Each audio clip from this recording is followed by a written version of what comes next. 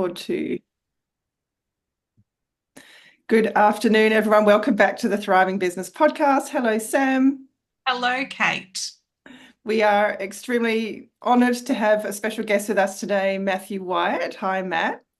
Hi, Kate. How you going? Hi, Good. Sam. Hello. Yes, very, very happy to have you with us today because we have already, in the 5 minutes since jumping on this call, discovered there's a lot to talk about. So, and I had to hit the pause button and say, stop, I need to record. It's a bit So, like that. yeah, I could tell it's going to be fun. So, firstly, to introduce you, Matt, you help software and technology companies scale through strategy, sales, and marketing. Your company is called Tech Talk Systems. And I just wanted to read a bit from your LinkedIn bio, because I thought it was quite succinct and powerful, as all LinkedIn bios should be. Thank you. Sales are the lifeblood of any organization. However, developing a scalable system is often left to chance or overlooked entirely by organizations who leave their sales strategy, training, recruitment, and leadership to chance.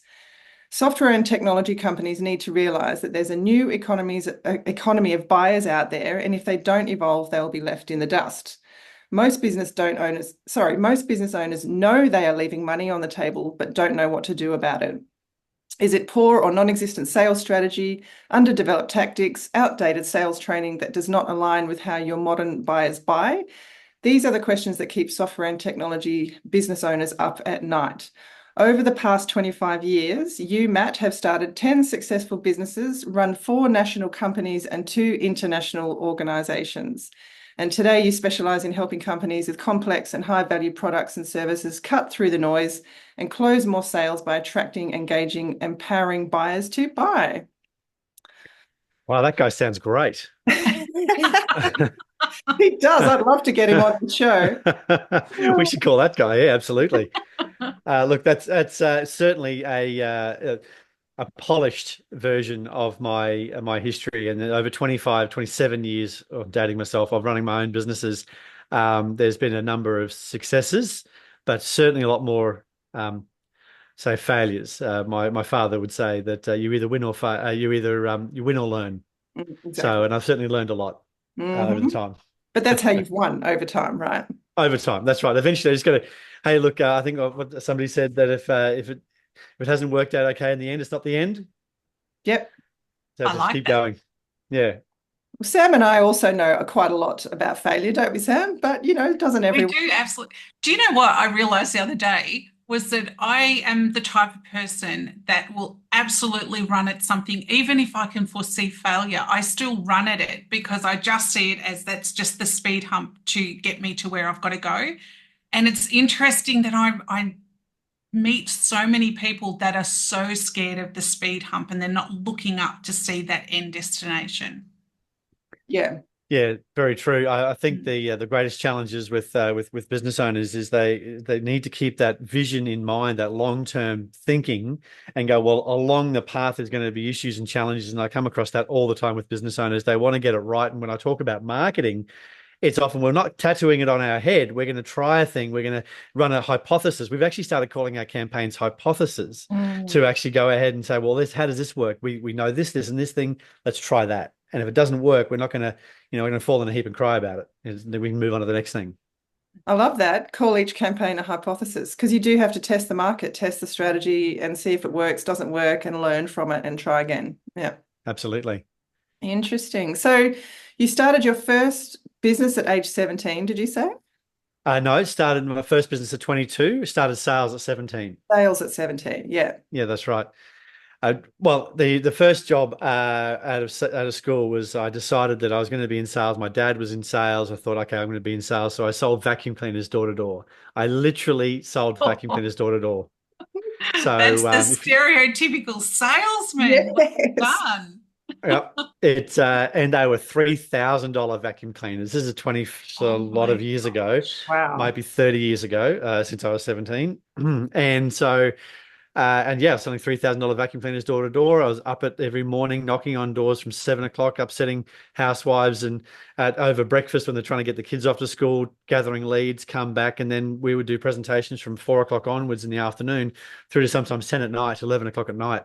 selling vacuum cleaners. So if you want to talk about failure, that was a job that absolutely required a very thick skin and a very clear vision of what it might look like in the future to actually make those commissions. So yeah, look, I've been selling for a long time. Mm. Oh, And sorry, Kate, I have to ask about the resilience that it takes to step into a position like that, and particularly at that age, knowing that it's probably going to be a really steep climb to achieve those sales. Like your outlook to that job must have been phenomenal. Yeah, look, the interesting thing about that is that it was how they developed it and how they were able to get 17-year-olds in to sell those types of products was really strong training. Mm. And so when I'm talking to customers about onboarding sales and marketing people, it's really, how much do you want to pay them and how much do you want to train them? Because those two things are two sides of a seesaw. If you're going to pay them a hell of a lot of money, you might not necessarily need to spend a lot of time and effort and energy on training. And the flip side is also true. If you want to get a discount salesperson, you better be prepared to train them absolutely every single day. And we would do that. When I was selling those vacuum cleaners, they would have us in the rooms at 5 a.m. before we went out, and 6 a.m. before we went out on the road at 7, doing company training. Come back at 10 o'clock training before we went out at 4 o'clock in the afternoon training. And literally it was 3 training sessions a day to go ahead and drive these people forward. And it was constant and never ending positivity and possibility in that job. wow. So So that's how they presumably did it. you were on the discounted salesperson side of things and got lots of training, but you were Oh, operating on commission. I think it was $400 a week. I don't actually. I'm not even sure if we got paid a retainer. I think it was just basically commission only. It Wow. was Wow. really. It was. You could get away with that then. Yeah. Yeah. But that's why Yeah. I trained you up a lot Yep. and it That's why motivated. my two boys, who are 16 and 14, they work at Macca's, because really, you've got an absolutely perfect system. You can train absolutely anybody to do it. Mm-hmm. Yep, that Yeah. was one of my first jobs, McDonald's, and Mine too. Yeah. pizza, driving the red telephone around town as well. Oh my goodness, yeah.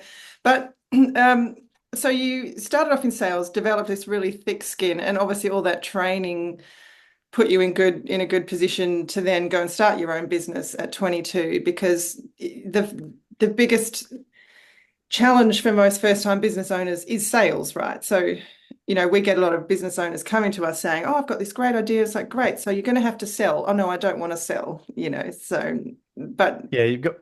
So I was pretty lucky. So I worked in an industry, and then I looked at the boss, and 22-year-old Matthew had a gigantic ego because he was actually one of the best salespeople in that office.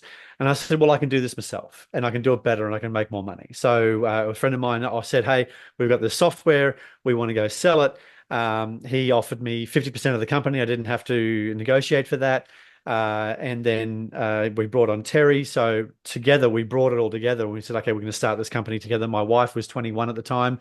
Well, she wasn't my wife at the time, but over time we took over that business completely, and it was, yeah. So my only job was to sell more. My only job was to sell, and I didn't know anything about finance. Luckily, my wife is an accountant, and was an accountant at the time, and so because my business plan was sell the first one, get a bar fridge next to my desk, sell the second one, do the next silly thing. It was absolutely ridiculous, the business plan. But at least I knew how to generate leads and sell, and that was the real key. Mhm. So what was this product you were selling?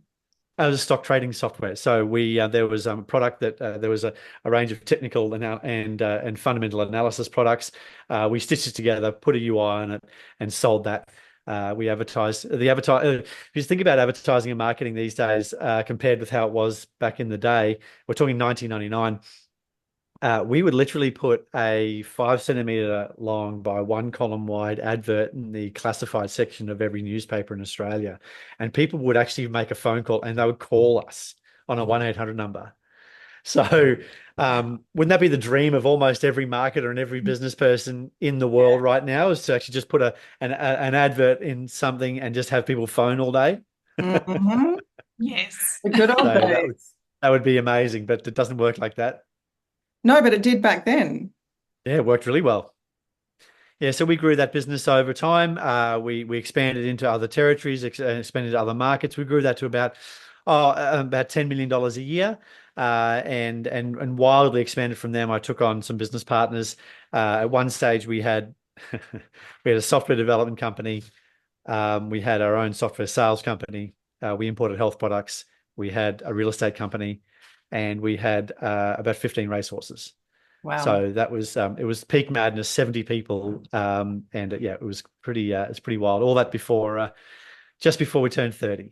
We had all Wow. that structure in there. So it was busy 20s, I guess you could say. Yeah. I would love to dive more into the transition from just wanting that bar fridge to owning multiple racehorses and companies.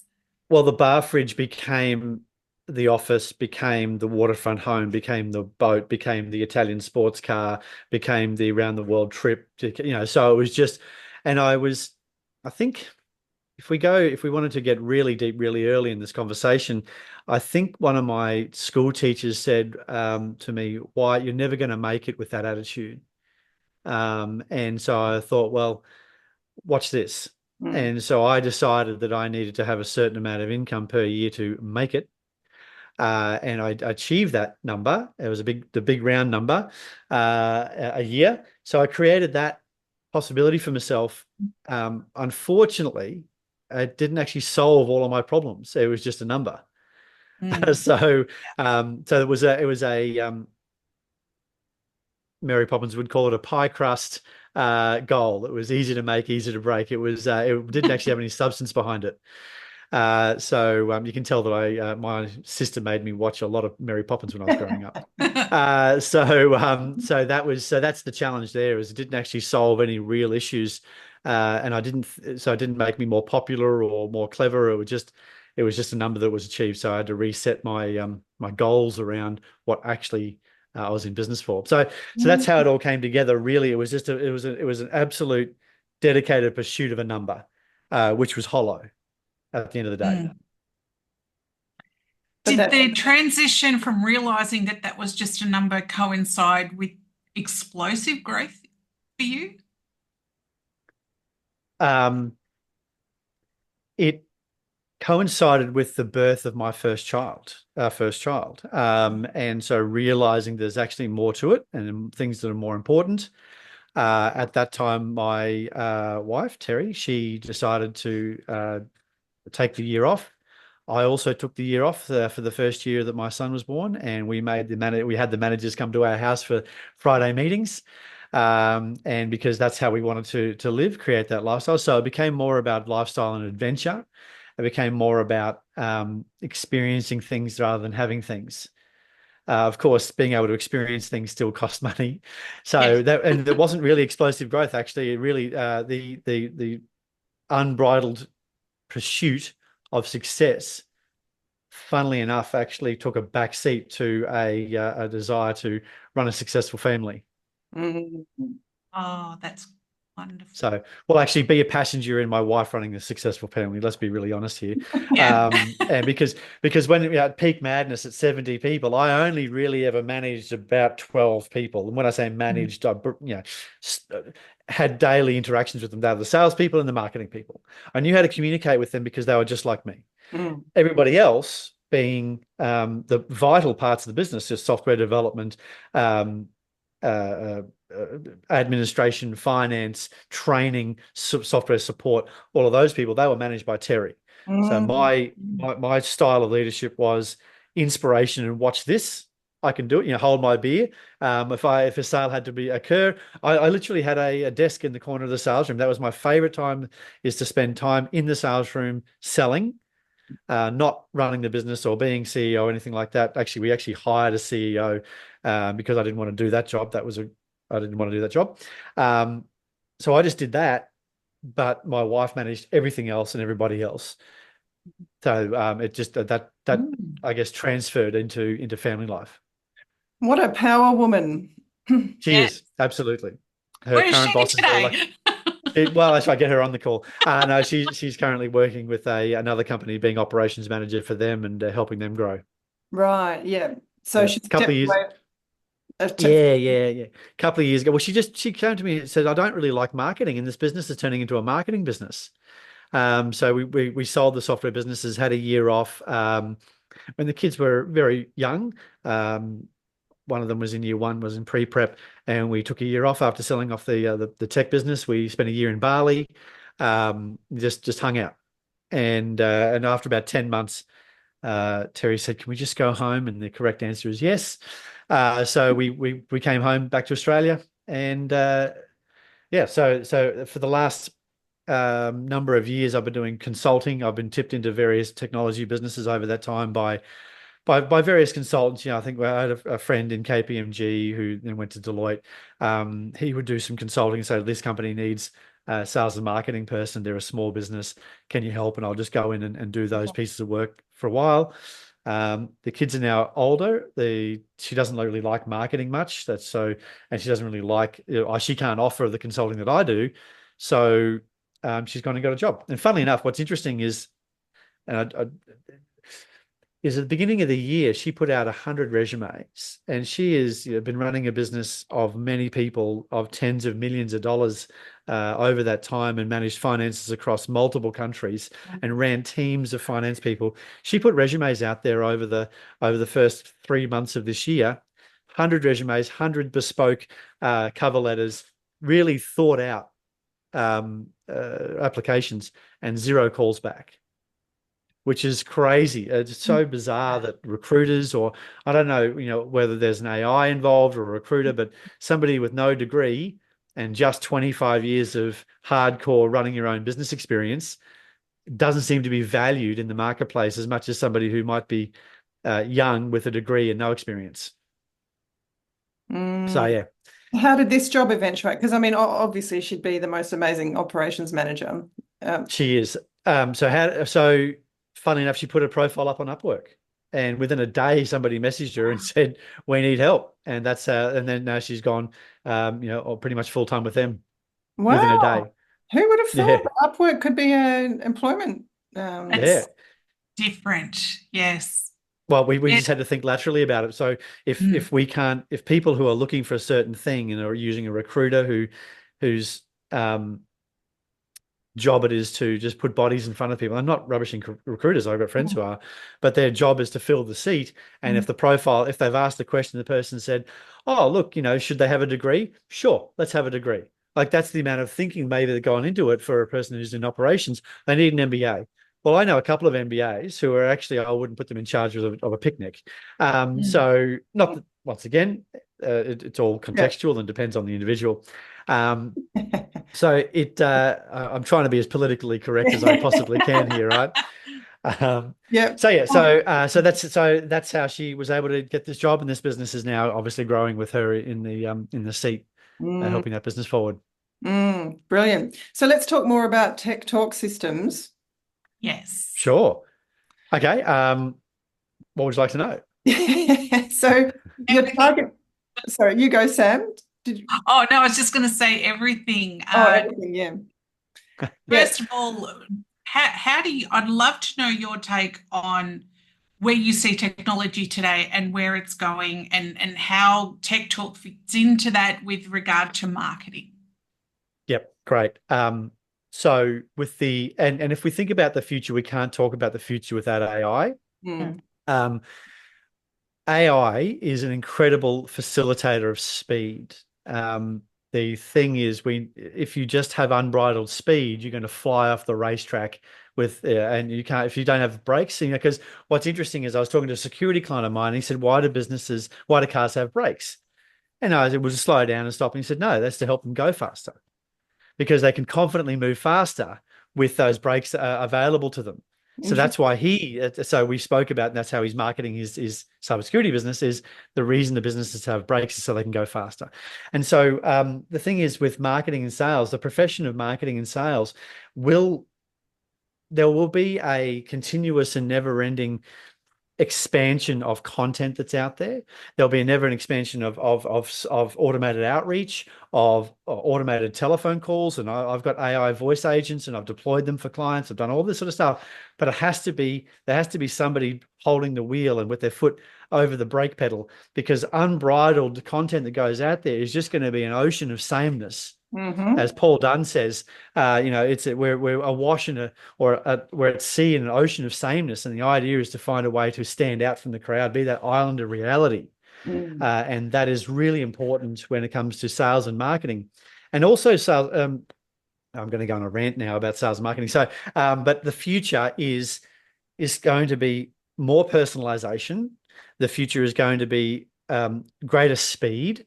And I think when it comes to people building software programs, I think there's going to be not necessarily a renaissance, but certainly an enthusiasm for people building their own software in their own organizations, because every single business has a different way of approaching things. Because if everybody approached the problem the same way, there would be one clear winner. And typically that clear winner would then create a race to the bottom, which would be the cheapest. And there's always going to be locations and people willing to do it for a cheaper price. So I think there's going to be a constant fragmentation of the marketplace where I want an ERP system, enterprise resource planning system, just for medico-legal businesses in Brisbane who do this and this and this. So they build a system like that, then that business is going to gain an advantage over let's say they implement Salesforce or Sage and those types of giant products can't move, won't move, don't and have no motivation to move as fast as a small business creating their own fractionalized or smaller, more niched product. So Sam, I'm giving a really long answer to a short question. So the future of marketing and sales is going to be hyper-personalization, but also I think the future of business is hyper-personalization. So I am curious to know, when you talk about businesses, developing their own tech, what sort of price point are people looking at to begin that sort of pathway? Or is that like such a big question? Look, it's a giant question, but it really is dependent on the ROI that's going to be created out the back end of it. So I've got clients who sell software for $1 million for the first year and then $200,000 a year after that. I've got clients who sell $100 a month thing. So it depends on the uplift and ability to transfer. So I've been recently saying to people that a business can only grow at the speed in which it can relay and transfer trust. And that's what Google reviews has done. And the people are seeing 5 stars. That's what customer case studies has done. So the business can only move as fast as it can actually transfer and then relay to a potential customer that trust. And that trust, because there's been so many times in which CFOs have been approached and said, this product, this service, this process is going to reduce your costs, increase your throughput, all these types of things. And really, I heard a CFO quip that if all of the softwares that I've bought over the years had actually realized the value the salesperson said they were going to have, I'd actually make money by buying software. So we need to be able to find a way to develop trust, because words are free. AI can say a lot. We need to make sure that there is a way to transfer that trust in what you're saying, or what the marketing is saying, or what the salesperson is saying. And that's what you work with clients to do, is to develop this system that accelerates that process of trust building. Is that right? Yeah. Well, it's also so I think about technology sales as whilst I haven't written a line of code since I was about 16, I'm trying to think about how many years ago. I won't do that. It's been a long time. But the thinking of process, and of course, being married to a process type of person for a long, long time, has helped me think these things through. And so when developing and thinking about a sales process, there's the core of it is a practiced, well thought out sales process. And then what sits around that is, it doesn't matter how you generate the lead. Once they sit in sales, they need to follow a paint by numbers approach. I'm not saying it's going to be depersonalized.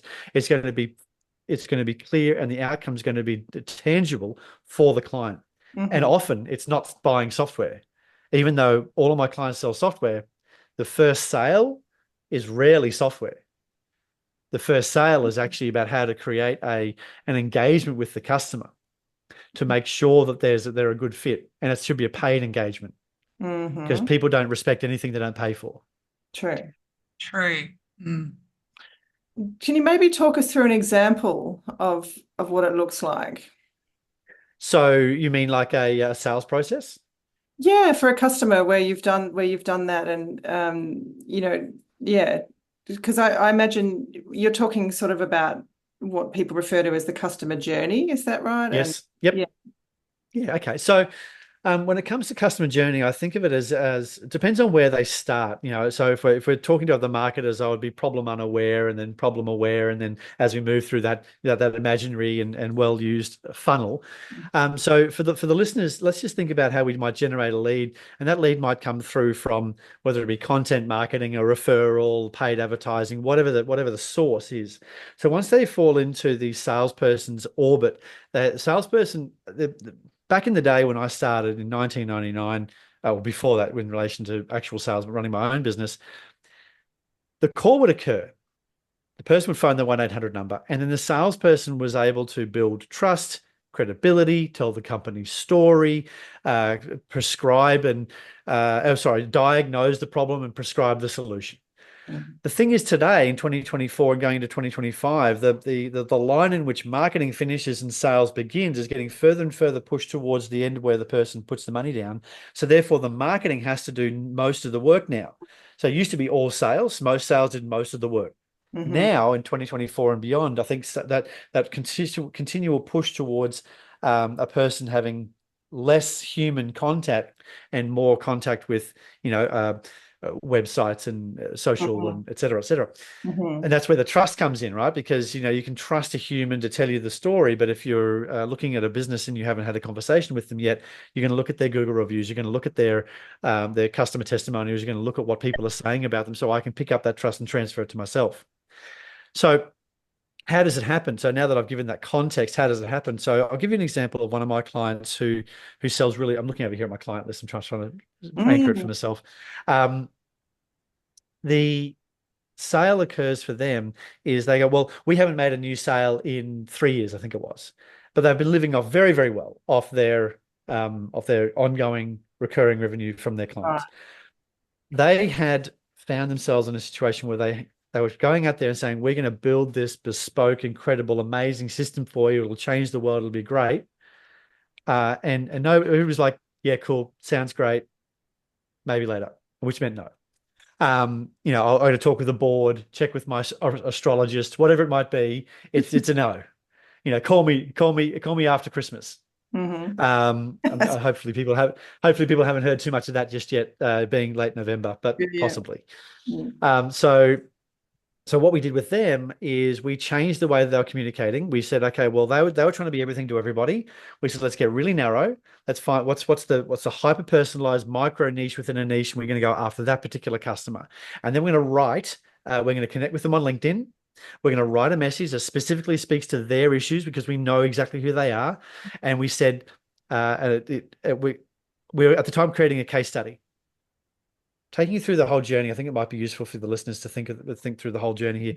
So we were creating a case study, and they said, "Oh, we have to wait until we've created the case study." I said, "No, we can signal the market before we actually even have a case study." So we went out to those people that we connected with and said, "Hey, we're developing a case study with businesses just like yours who we've achieved A, B, and C with." And that was the message. And they went, "Yes, would you like to see that case study when it's done?" And they went, "Yeah." So now we're already getting that low level commitment. It's a commitment, but a low level commitment back. So when we had the case study ready to go, we could shoot it out. And I still do that. Even if we've got the case study, we start communicating, "Hey, Sam, we're writing a case study about how people who live in the countryside like white shirts. Would you be interested in that?" "Oh, yeah, would you?" And so we actually then drive that forward, and we're able to drive that into those small micro commitments throughout the sale. Right. So the next step is once we engaged with that person, they said, "What's it all about? How much is it going to cost?" And the correct answer for that customer was, "We don't know. We don't even know if it's right for you. What we have to do is we need to, and your business might not be ready. You would hate to spend $300,000 on a new application and find it doesn't work. You've probably already spent a ton of money with the aforementioned Salesforces and Sages and whatever other large ERP and CRM products that are out there. We don't know if we're going to be able to provide value. We don't know if you're ready for something like this.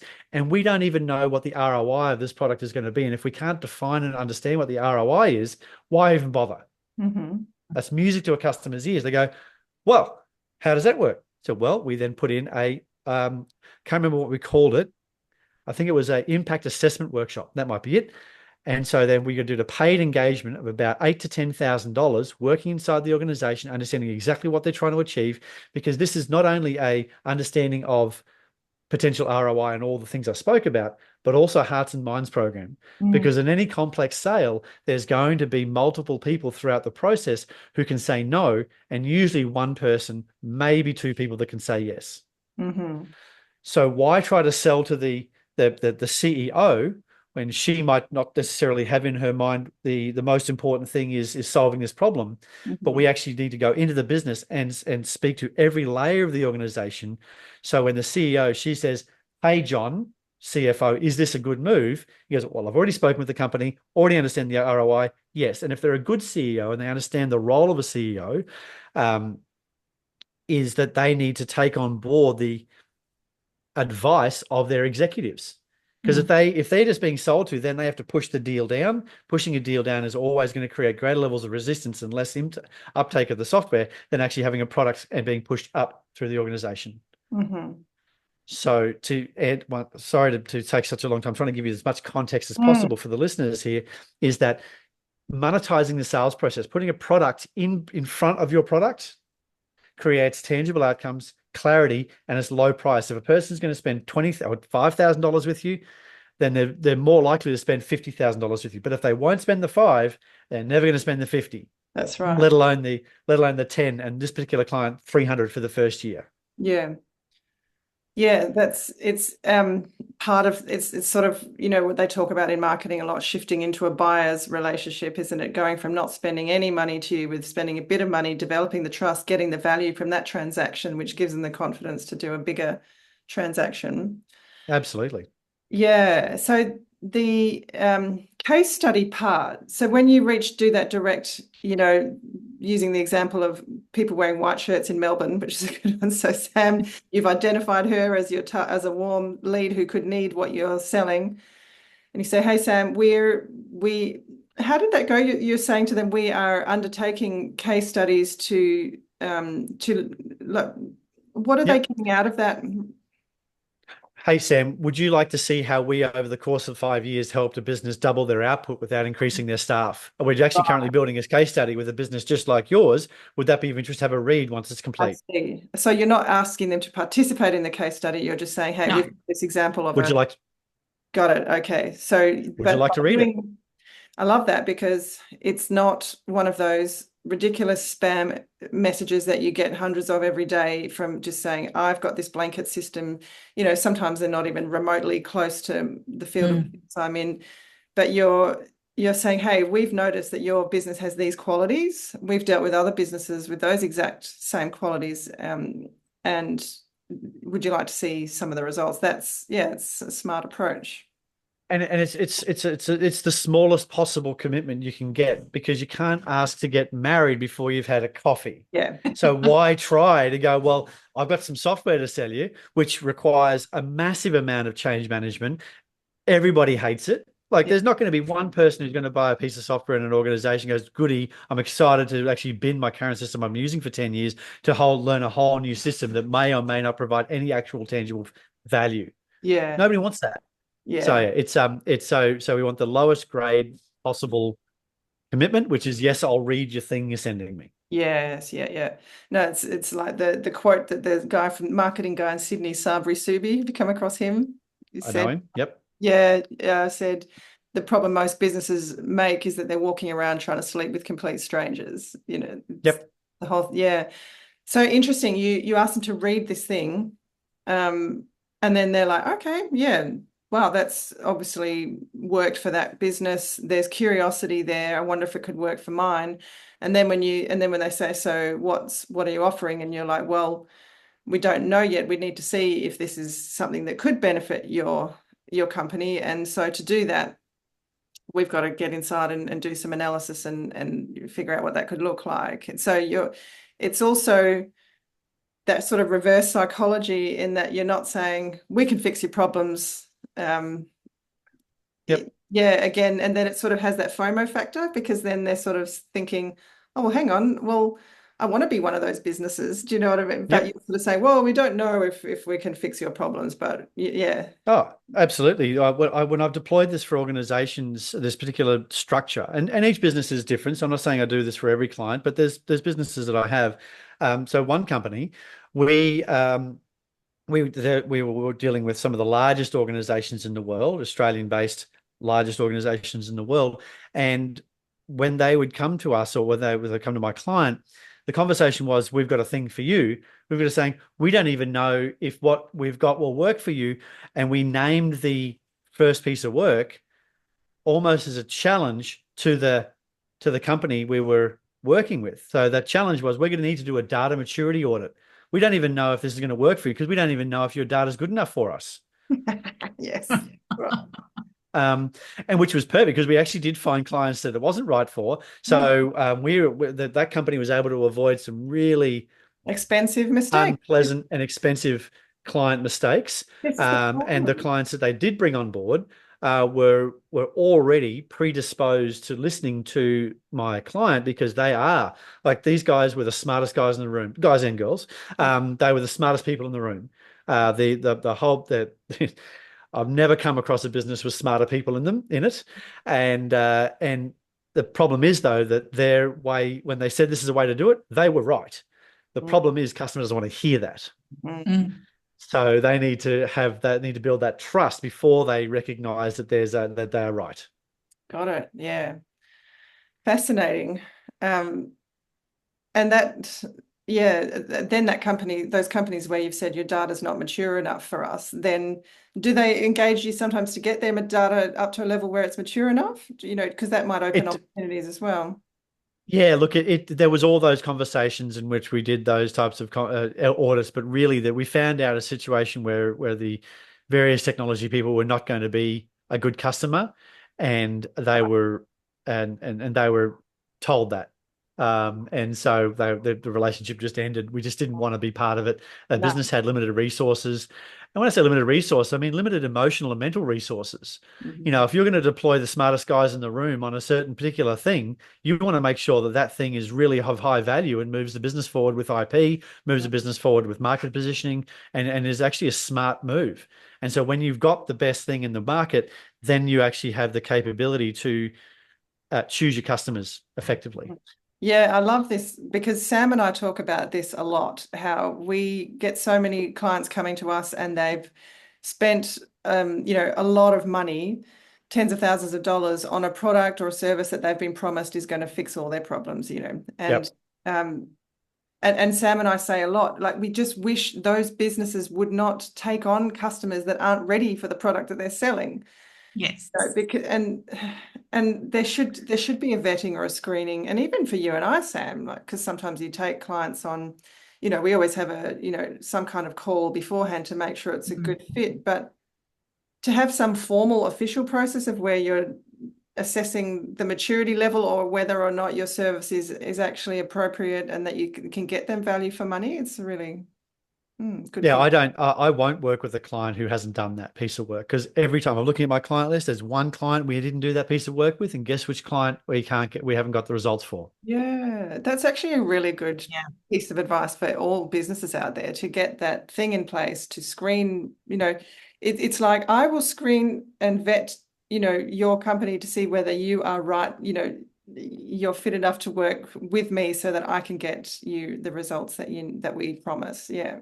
Totally. Like, and be really clear about who you want to work with, be really clear about the types of people and the way to engage. I actually take customers through my onboarding piece. I take them through a process of, we always understand the demographics. They're in Melbourne, they live in the country, they wear white shirts. Okay, we know those things about those clients. We can find that information on LinkedIn, right? They name, rank, and serial number.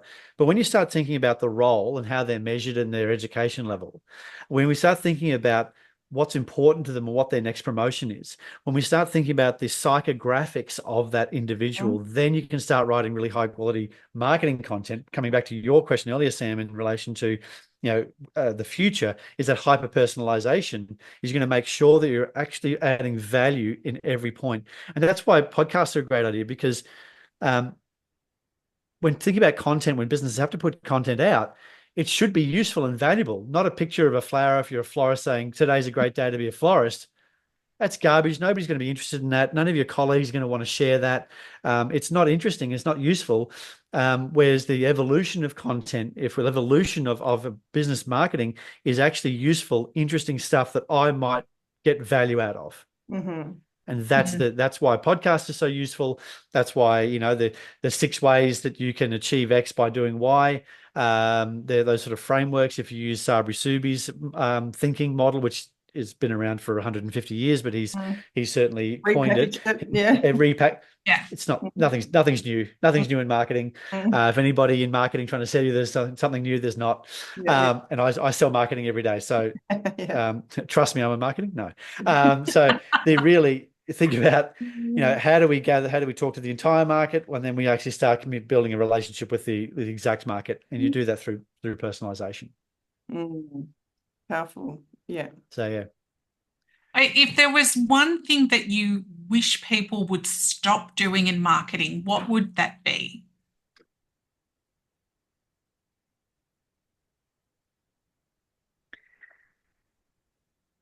I wish they would understand how to spend money appropriately and where that person lives in the intent cycle of making a purchasing decision. And so if to use the what we've already spoken about today, I would like them to understand that okay, so there's that, how to spend money where, because the 6 ways that the 6 ways to achieve certain result by for accounting companies, well, that's for everybody. That's a broad market strategy. Whereas if I'm Googling ERP for accounting thing, that's a very narrow, high intent thing. So and it also depends if it's B2B. Trying to give you a good answer here. So first of all, understand the intent of where you think you're going to generate your leads from. So Google is a high intent activity. Facebook, that type of Facebook advertising is a low intent but broad market. Google is that. I'd also like people to think about marketing as a series of questions throughout the funnel.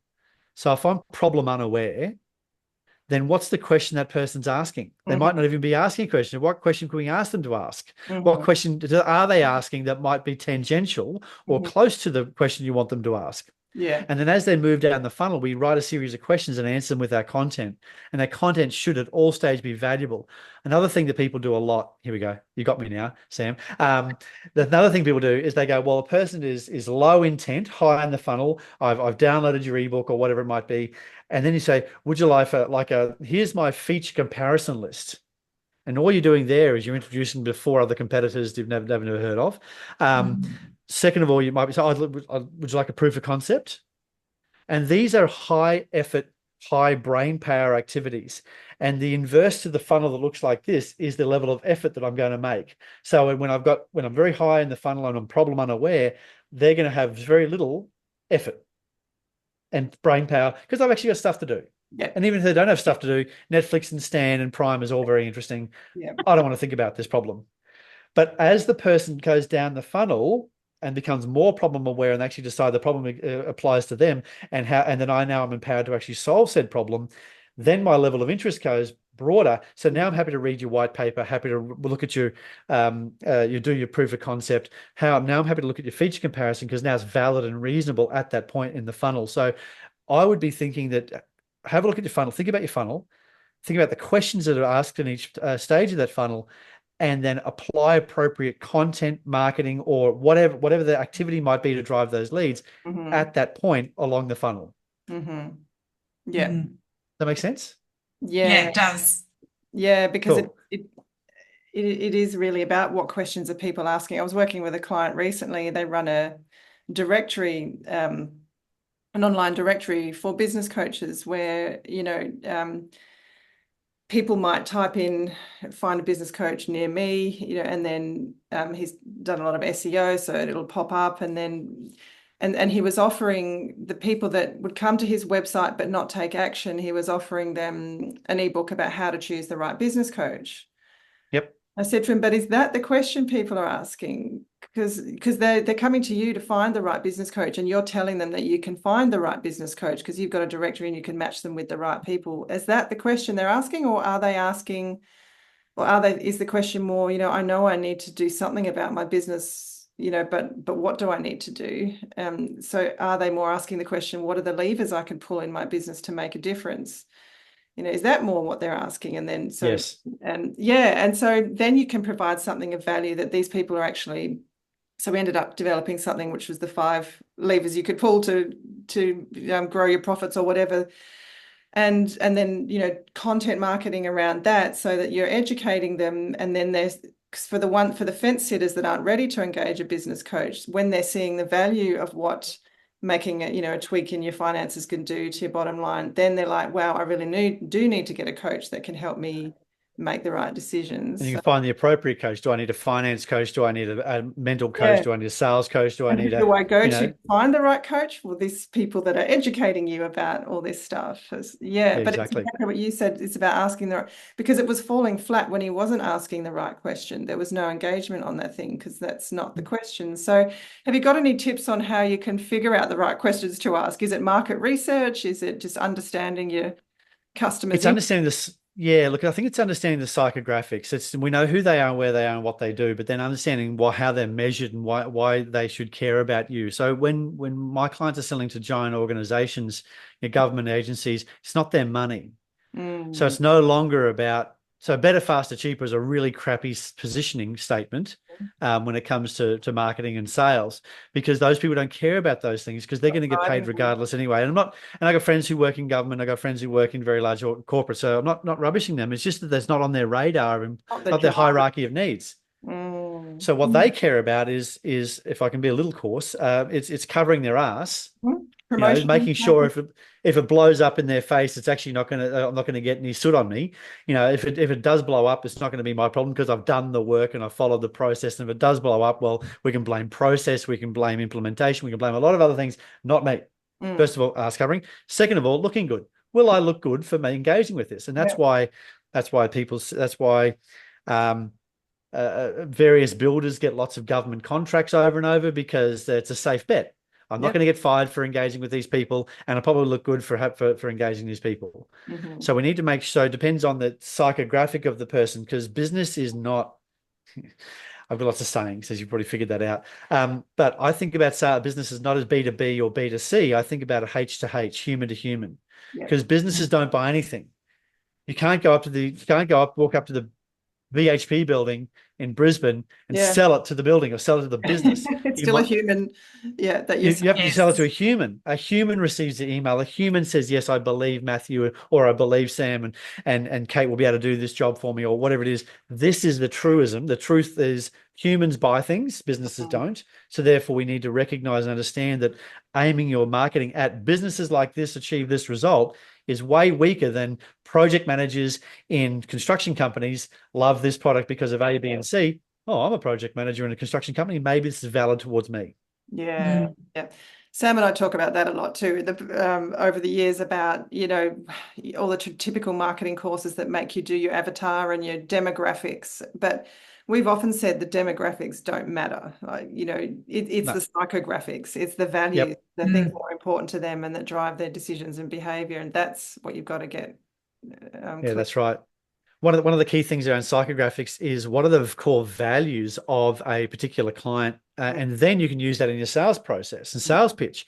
You know, so I've helped a client understand that their best clients are people that actually have a data first mentality, who value being able to make better decisions faster by having a recognized and signed off data set. Well, that's a pretty complex thing to say in a sales pitch. But if you then say, well, our best clients recognize the value and use data to make accurate decisions.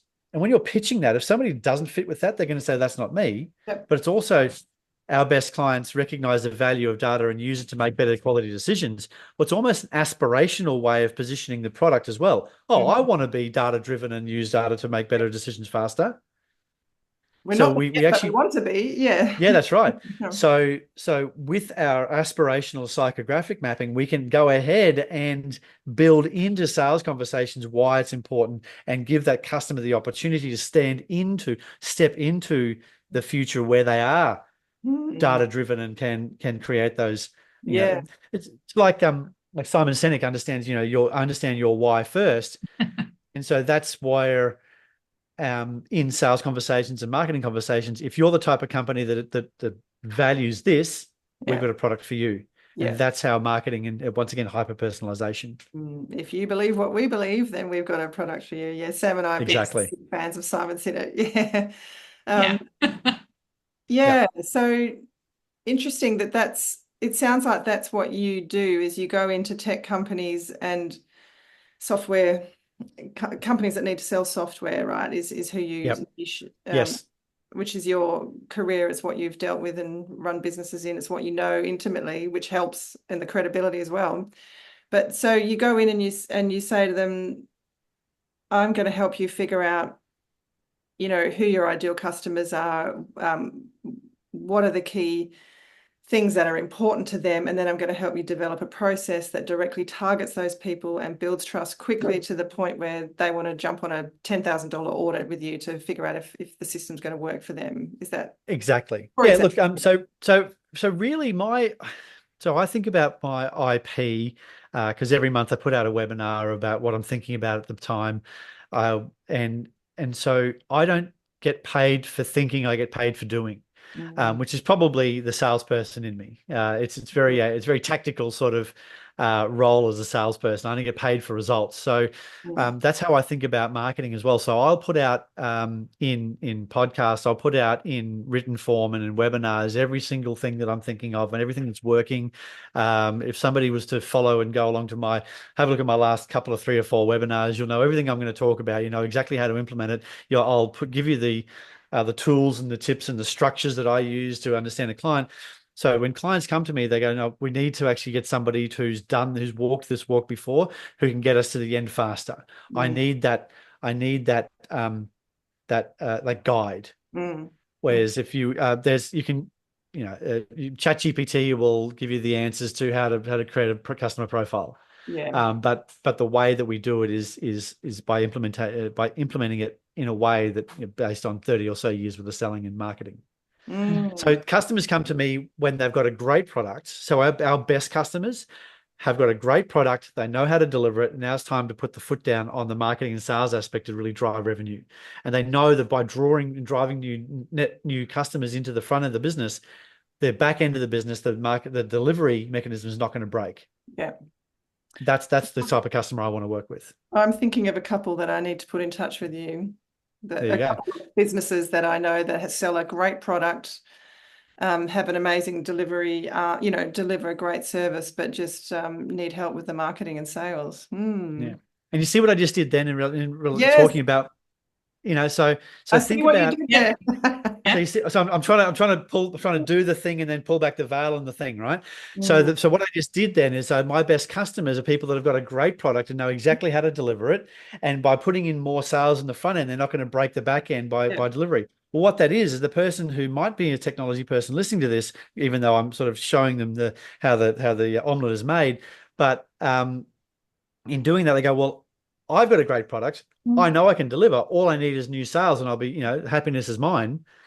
And have I talked about funnels, Facebook, Google, testimonial, video, websites, none of that stuff, because it's not relevant to the problem and the way to actually sell a person, which is I want to work with these people who have this issue, because the delivery mechanism is almost irrelevant. There is enough contractors and capability out there in the world that if somebody needs a video, well, I've actually got 2 video guys. I've got a guy in Melbourne and a guy in Sydney, in Brisbane.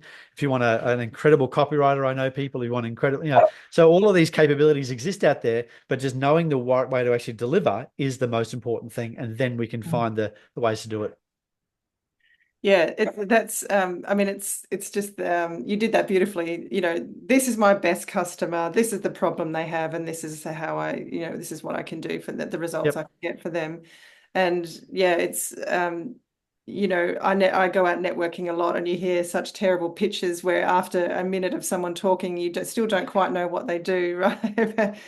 But that's it, in Yeah, a it's nutshell. painful. Yeah. Yeah, when you're talking to customers or prospects or anybody, if you can just clearly define these are the people I work with, they have this problem and this is the result, then Yeah. it's half the battle, isn't Speaking it? of networking, I hate networking, but know it's valuable. So I've Mm, come up with a way to make sure it's of highest possible value for me. And that is the if you're caught talking with somebody who is not in your target market, or you know them really well, is say, hey, look, I really enjoyed this conversation. Just wrap it up, right? Because you don't want to get stuck, right? You need to move on. So, hey, I really enjoyed this conversation. Have you been here before much? Oh, yeah, I've been here. Okay, cool. Look, would you mind so who else here do you think I should meet? That's And they good. go, you should talk to Kate. She's amazing. She's got this podcast. And look, don't want to be weird about it. Do you mind introducing me? So what happens is Sam's going to walk me over to Kate. Sam's not going to go, some dude named Matt. She's going to go, hey, I was just talking to Matt, and give you like a mini sales pitch. And then that feels like a testimonial or a reference. And then Kate's going to be way more interested in having a conversation with me. That's good. that's very good. So, I'm so gonna I've used that. Yeah, Kate's please using do. that. Because I hate networking, but I know it's useful. So, Yeah. hey, who else should I meet here? Would you mind introducing me? Is the first one, and then second one, if you're really new to it, walk in, have a chat.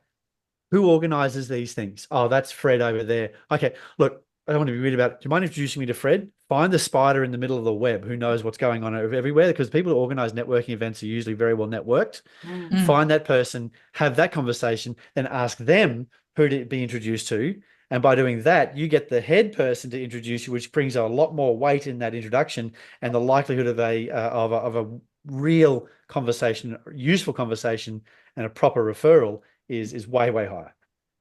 Yeah. I love that you brought us full circle today because we've landed right back at where we started, which was when you were talking about building trust, essentially. Yep.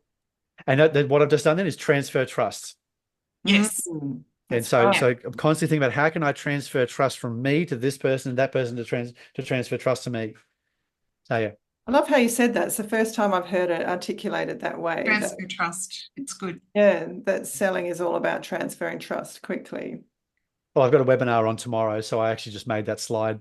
I just came up with it this week. You Oh, The speed. I think fresh. I wrote the speed in which your business right, can grow is going to be the speed in directly which you related. can Yeah. transfer trust. Yes, that's brilliant. You should trademark that.